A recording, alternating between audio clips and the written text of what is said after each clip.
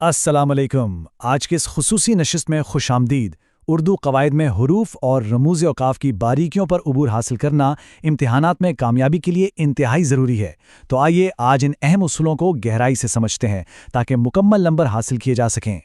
سب سے پہلے تو اس موضوع کی اہمیت کو سمجھنا بہت ضروری ہے۔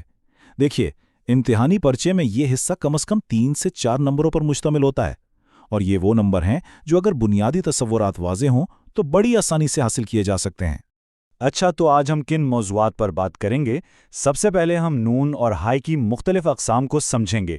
اس کے بعد تحریر کی روح یعنی رموز اوقاف کی پہچان کریں گے، اور پھر آخر میں ایک فوری خلاصے کے بعد اپنے علم کو ایک چھوٹی سی آزمائش سے پرکھیں گے۔ تو چلیے اپنے پہلے موضوع کا آغاز کرتے ہیں، نون کی اقسام۔ یہ سمجھنا بہت دلچسپ ہے کہ اردو میں نون کی آواز ہمیشہ ایک جیسی نہیں ہوتی۔ آئیے اس کے صوتی فرق کو پہچانتے ہیں۔ دیکھیے، نون کی 2 بنیادی قسمیں ہیں۔ پہلی ہے نون ظاہر۔ جیسا کہ نام سے ہی ظاہر ہے، یہ وہ نون ہے جس کی آواز بالکل صاف اور پوری ادا ہوتی ہے۔ مثال کے طور پر الفاظ ان، کان، شان میں نون کا تلفظ واضح ہے۔ دوسری قسم ہے نون غنہ۔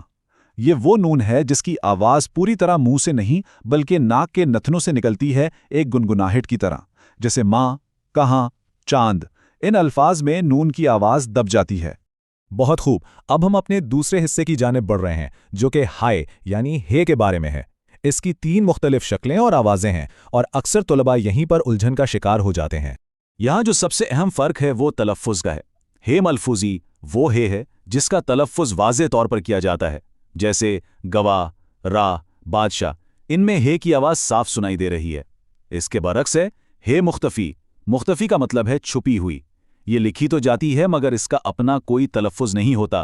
یہ صرف اپنے سے پہلے والے حرف کو زبر کی حرکت دے کر الف جیسی آواز پیدا کرتی ہے، جیسے لفظ پردہ کو اصل میں پردہ پڑھا جاتا ہے۔ اسی طرح بندہ اور افسانہ ہے۔ اور اب ہے کی تیسری قسم، ہائے مخلوط۔ اسے 2 چشمی ہے بھی کہتے ہیں۔ یہ بذات خود کوئی حرف نہیں ہے، بلکہ یہ دوسرے حروف تہجی کے ساتھ مل کر بھاری آوازیں پیدا کرتی ہے، جسے ہم ایسپریٹڈ ساؤنڈز کہتے ہیں۔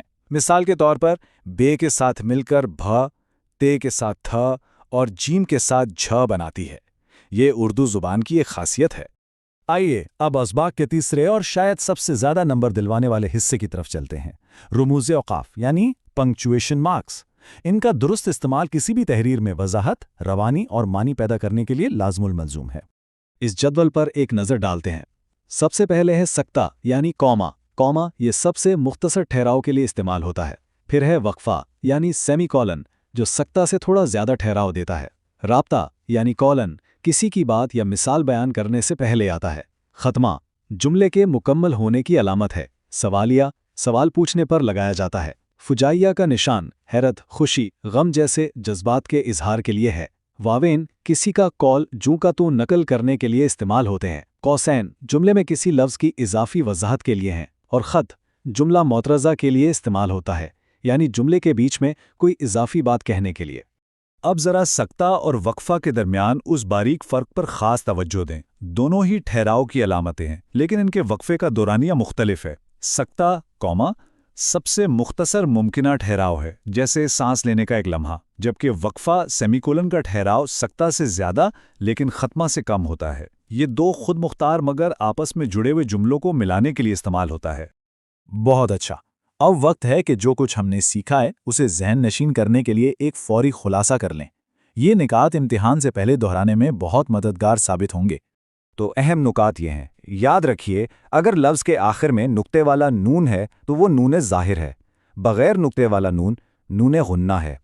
پردہ یا بندہ میں ہے پڑھی نہیں جا رہی، لہٰذا یہ ہائے مختفی ہے۔ گواہ میں چونکہ ہے کا تلفظ ہو رہا ہے تو یہ ہائے ملفوظی ہے۔ سب سے مختصر وقفہ سکتہ ہے۔ کسی کا قول نقل کرنے کے لیے واوین استعمال ہوتے ہیں، اور کوئی مثال دینے سے پہلے رابطہ کی علامت لگائی جاتی ہے۔ تو کیا سب کچھ ذہن میں بیٹھ گیا؟ چلیے اب ایک چھوٹی سی آزمائش سے گزرتے ہیں۔ میں کچھ سوالات پوچھوں گا، جواب دینے کی کوشش کیجیے گا۔ دیکھتے ہیں کہ ہماری سیکھی ہوئی باتیں کتنی پختہ ہوئی ہیں۔ پہلا سوال بہت سادہ ہے۔ لفظ ماں میں نون کی کون سی قسم استعمال ہوئی ہے؟ جی بالکل درست، جواب ہے نون غنہ، کیونکہ یہاں آواز ناک سے آ رہی ہے اور اس پر نقطہ بھی نہیں ہے۔ اچھا، اگلا سوال، وہ ہے جو لکھی تو جائے مگر پڑھی نہ جائے، جیسے لفظ افسانہ میں، اسے کیا کہتے ہیں؟ اس کا صحیح جواب ہے ہائے مختفی، یعنی وہ ہا جو چھپی ہوئی ہے جس کا اپنا تلفظ نہیں ہے۔ اب ایک تقابلی سوال ہے، کوہ اور راہ جیسے الفاظ میں کون سی ہا استعمال ہوئی ہے؟ کیا یہ ملفوظی ہے یا مختفی؟ سوچئے ذرا۔ بالکل صحیح، چونکہ ان دونوں الفاظ میں ہے کی آواز بالکل صاف اور واضح سنائی دے رہی ہے، اس لیے یہ ہائے ملفوظی ہے، یعنی تلفظ والی ہے۔ اب رموز اوقاف کی باری۔ اگر کسی کا قول بالکل اسی کے الفاظ میں نقل کرنا ہو تو کون سی علامت استعمال کی جائے گی؟ اس کے لیے ہم واوین یعنی انورٹڈ کاماز کا استعمال کرتے ہیں۔ یہ علامت اس بات کی نشاندہی کرتی ہے کہ یہ الفاظ کسی اور کے ہیں۔ اور یہ رہے آخری دو سوالات۔ پہلا، اس علامت کا اردو نام کیا ہے؟ اور دوسرا، لفظ بھالو میں جو دو چشمی ہے وہ ہائے کی کون سی قسم ہے؟ درست جوابات ہیں علامت کولن کا نام رابطہ ہے، اور بھالوں میں استعمال ہونے والی ہائے مخلوط کہلاتی ہے جو بھاری آواز بنانے کے کام آتی ہے۔ بہت اعلیٰ! آج ہم نے حروف اور رموز اوقاف کے اہم ترین پہلوؤں کا احاطہ کیا۔ امید ہے کہ ان نکات کو سمجھنے سے تحریر میں صرف نکھار آئے گا بلکہ امتحان میں بھی یقیناً مدد ملے گی۔ تو پھر کیا اگلے مرحلے کے لیے تیار ہیں، جہاں ہم املا، اعراب اور سابقے لاحقے کی پیچیدہ دنیا کو کھوجیں گے؟